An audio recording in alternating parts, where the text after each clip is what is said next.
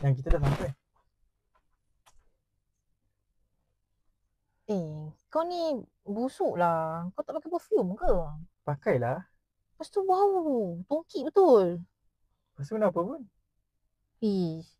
Kau ni aku dah cakap dah. Nak keluar dengan aku kena wangi-wangi. Kau ni tak faham bahasa ke? Tak, masalah sekarang jadi masalah ke? Ya, jadi masalah sebab busuk kau tahu tak? Busuk. Aku tak suka laki-laki busuk ni. Ayang tu makan tauge Bi asingkan tau. Bi tak pernah berkira pun. Itu masalah toge tu, asingkan tu tak menjejaskan apa-apa pun. Ni masalah busuk menusuk hidung. Macam mana aku nak berdepan dengan kau?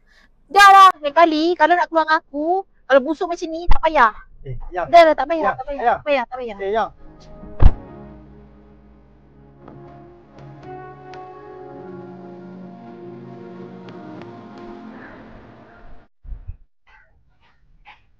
Abang okey ke?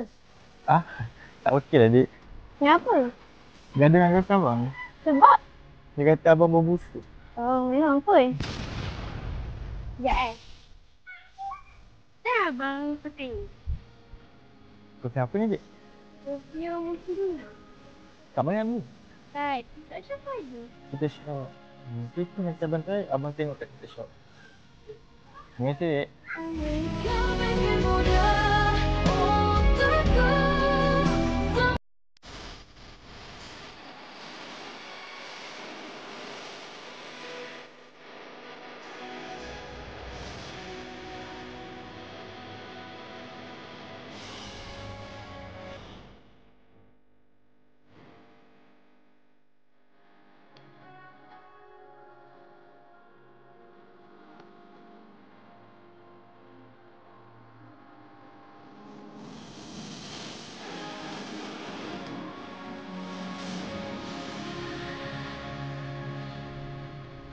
Cintalah kau buatku jatuh cinta.